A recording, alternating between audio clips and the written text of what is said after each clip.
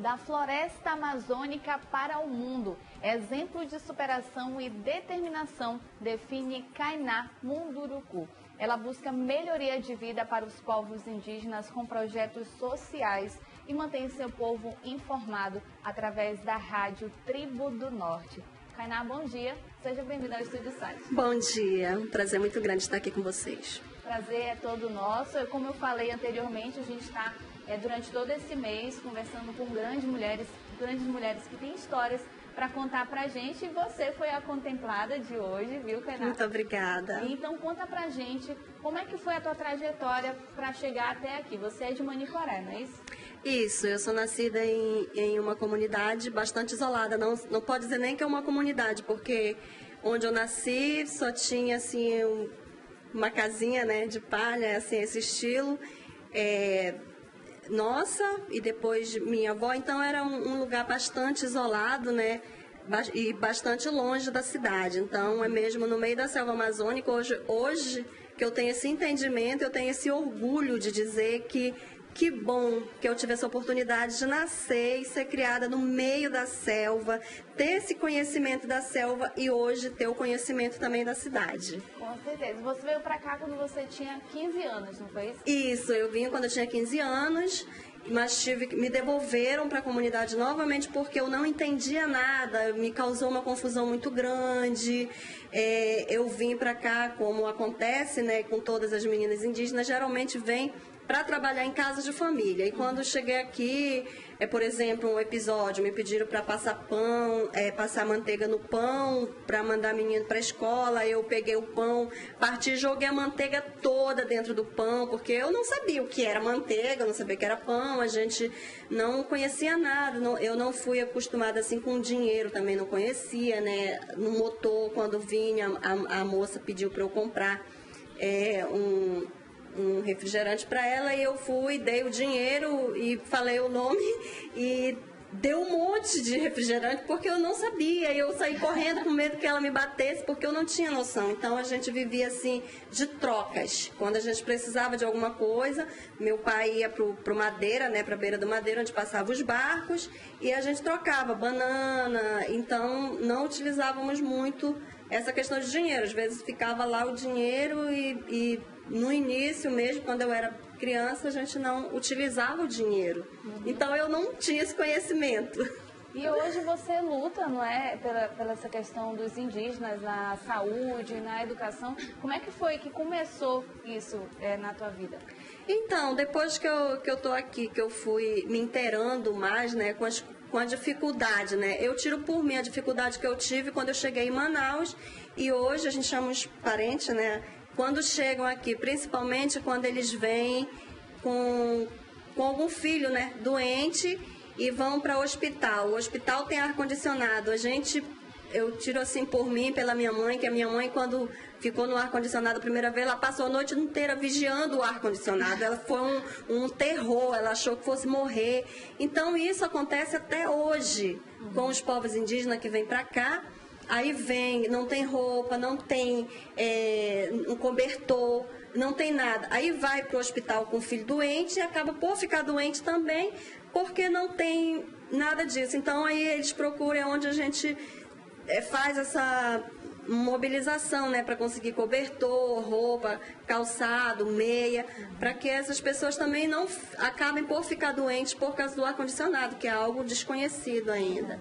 E a chapa também de vocês ganhou a coordenação do movimento dos estudantes indígenas do Amazonas, não é isso? Isso, nós temos essa luta, né, no movimento indígena, e graças a Deus, mais uma vitória, né, mais uma vitória agora para o movimento indígena, o movimento indígena de estudantes indígenas aqui do Amazonas, porque nós temos mais nessa dificuldade, precisamos de casas de apoio para dar suporte para estudantes que venham da aldeia para cá, porque é aquela dificuldade que eu já te falei que eu enfrentei. Os parentes estudantes continuam enfrentando esse problema também, né? O desconhecido, eles passam a conhecer o desconhecido. Então, precisamos de uma casa de apoio para dar esse suporte aos estudantes, com pelo menos uma alimentação por dia e que eles não precisam pagar nada, porque tem muitos estudantes que acabam por desistir porque não conseguem se manter na cidade, porque é aquele processo todo, né, para você se inserir na área de trabalho, porque é tudo muito novo. Então, geralmente, o não indígena, ele fica, é indígena, então vê a pessoa perdido, né? Não vai dar oportunidade de trabalho porque acha que a pessoa não vai ser capaz. E nós somos capazes. Nós precisamos apenas de oportunidades, porque os povos indígenas é um povo muito inteligente, criativo, mas nós não temos oportunidade. Sim, e também tem essa questão da orientação, porque como é tudo novo, assim como se a gente fosse para um outro país, tudo é novo, é diferente, costumes diferentes também, não é isso? Inclusive, vocês não só acolhem aos indígenas aqui da nossa região, mas também estrangeiros, né? Outro problema, né, que inclusive isso me deixou assim muito triste, porque a minha vontade de fazer alguma coisa é muito grande, porém a gente não tem recursos nenhum. Estamos enfrentando agora esse problema, né, com bastante parente que está vindo da Venezuela para cá e também de outros países vizinhos. E nós precisamos ter uma casa de apoio para indígenas. Não interessa a nacionalidade. Ele é indígena, não tem assim uma lei que, não, é porque ele é estrangeiro, ele não pode, ele tem que ser acolhido. E nós não temos casa nenhuma de apoio para os povos indígenas. Então eles vêm para cá, eles vivem dormindo na rua, sabe? Eles estão doentes, tem crianças doentes, tem criança toda feridenta, sabe? Eu já tive com uma família que eram cerca de 5. Fui procurar abrigo, a Igreja Católica deu um abrigo por uma semana, mas nós não precisamos para uma semana, nós precisamos para mais. Nós precisamos urgentemente de uma casa de apoio para os povos indígenas em geral, seja ele estrangeiro ou não, porque tem muitos indígenas na rua de Manaus. Você passa aí pelas ruas e você vê essa realidade. E eles, é assim, se a gente não cuidar do que faz parte da nossa história, quem vai cuidar? Quem vai se importar? O governo, ele virou as costas para a gente. Ele está tirando todo o direito que os povos indígenas ainda têm, os poucos que ainda restaram, eles estão tentando tirar a força de nós. Então, essa é a luta do movimento indígena, né? Movimento indígena do Amazonas, falando pelo movimento indígena do Amazonas, do qual eu faço parte. Então, nós temos essa luta muito grande. A gente corre desesperadamente por ajuda, e sempre é não, sabe? E a única coisa que me resta é orar, é chorar desesperadamente de ver uma criança ali no meio da chuva com febre, tossindo, com feridas pelo corpo e sem ajuda nenhuma. É muito triste a realidade. Nós vivemos aqui, o Amazonas é quase 100% indígena e a gente tem esse descaso desse tamanho. Realmente é revoltante. E aonde que acontece essas ações, esses movimentos? Existe um local específico? Você falou que precisa de espaço, né, para o abrigo. Mas atualmente aonde que fica? Nós não temos espaço. Às vezes a gente se reúne na rua, às vezes a gente se reúne numa casa que a gente colocou o nome de Casa Verde, que fica lá no centro, que é uma casa que está muito velha. Qualquer hora a Casa Verde vai cair em cima dos estudantes, dos estudantes e das pessoas que vão para lá, né, para passar uma semana ou isso e aquilo. Tem, por exemplo, quando nós descobrimos a Casa Verde, tem um estudante que ele faz biomedicina e o parente é um guerreiro. Nós encontramos ele lá dormindo em cima do papelão, sabe? Então, chegamos lá, começamos a ajudar da forma assim que a gente podia, e ele está vencendo. E às vezes pergunta assim, mas o parente vai para a cidade, se forma, ele vai voltar para a comunidade, para ajudar a comunidade. Tem uns que ficam tão revoltados que ele não tem esse suporte, esse apoio de nenhuma organização indígena, ele se forma e vai seguir a vida dele. Ele, infelizmente, ele não ajuda. E quantas pessoas hoje fazem parte desse grupo, além de você? Do movimento indígena? Isso. não tem como contar, porque somos bastante, somos muitos. Assim, quando a gente quer fazer alguma reivindicação, né, vem outras pessoas, outros parentes de outros municípios, então a gente dá bastante, assim, com todas as dificuldades que a gente tem de passagem e tudo, de transporte quando chega na cidade, mas a gente vai se ajudando. Às vezes a gente anda quilômetros e quilômetros a pé, mas a gente, às vezes a gente fecha a rua. Alguém fala, não tem o que fazer, sabe? Xinga a gente, mas não sabe a dificuldade que nós encontramos para chegar até ali. Para fazer de tudo para que a nossa voz seja ouvida. E é muito difícil, realmente é muito difícil. E aí o Sama, ela é um exemplo, né, de perseverança, ela que faz parte desse movimento. Foi por isso também a nossa escolha de homenagear as mulheres, a gente chamou hoje ela aqui, a Kainá. E eu quero parabenizar você por essa força, fica aqui o apelo, né, às autoridades. E para encerrar a nossa entrevista, vocês também têm um grupo no WhatsApp, não é isso? Vocês têm uma rádio. Conta pra gente como que é feito isso. Então, nós temos a Rádio Tribos do Norte. A Rádio Tribos do Norte surgiu por causa da minha própria história, né? Como eu tomei conhecimento de rádio, eu tinha mais ou menos uns 10 anos.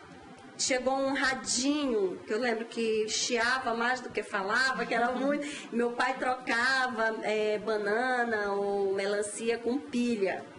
E aí só pegava uma rádio. Então eu fiquei assim, quando eu ouvi uma voz diferente e... Posso falar o nome do cantor que eu ouvi a primeira vez? Pode. Menina, eu ouvi o Amado Batista cantando na rádio, eu me apaixonei. Eu sou até hoje apaixonada por Amado Batista, né? Que eu ouvia ele cantando na rádio. Eu disse, que voz é essa? O que é isso? E aí eu fui aprendendo, tentando saber o que ele estava falando na música. Eu não entendia muito bem, né? Mas eu me esforçava. Então, a gente não tinha noção do que era o mundo aqui fora, do que...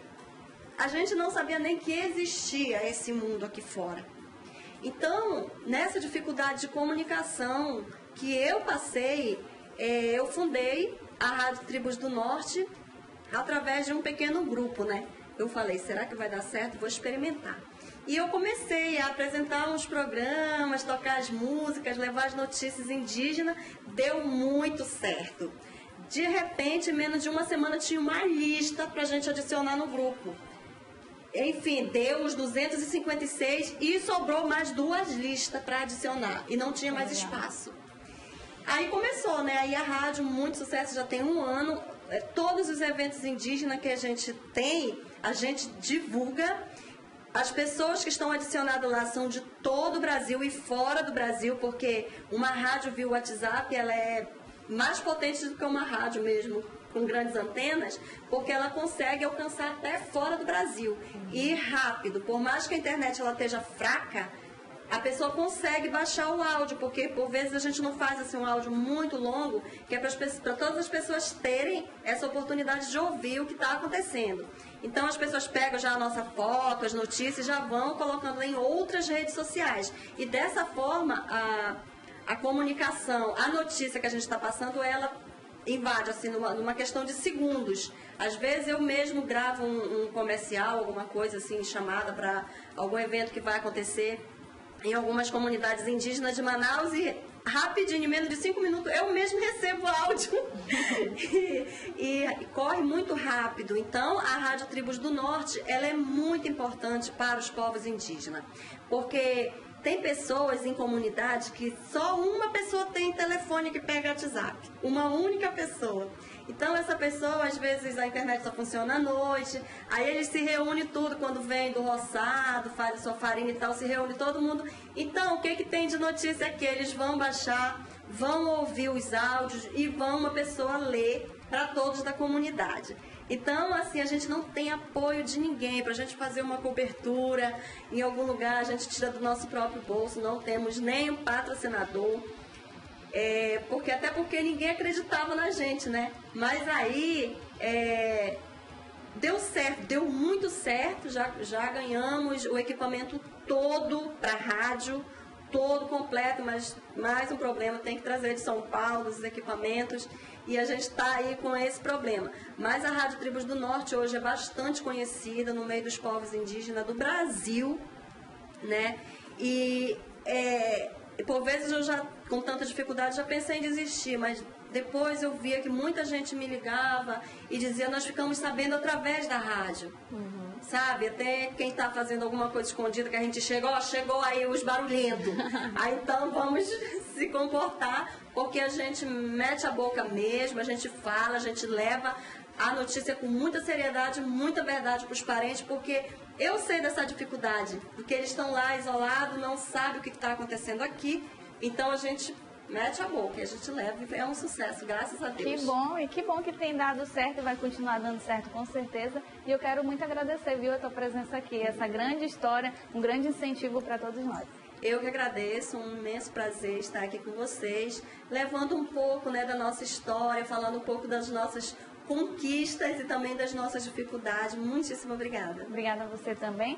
E a gente agora vai para um rápido intervalo e eu estou esperando a sua participação, viu? 92 Código de Manaus, 98111 4512 é o telefone da nossa produção. A gente vai para um breve intervalo, não sai daí que a gente volta já.